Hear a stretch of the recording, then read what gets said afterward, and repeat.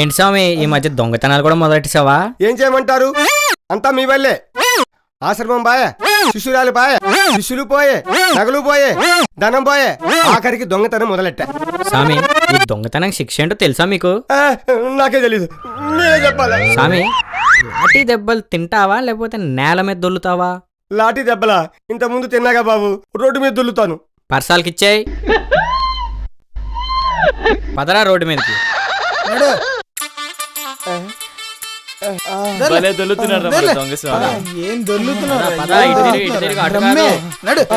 తీసుకెళ్లి ఆ పైనుంచి పడేయండి రా. Okay sir.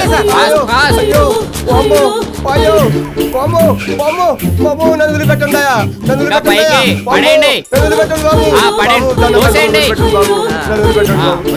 అయ్యో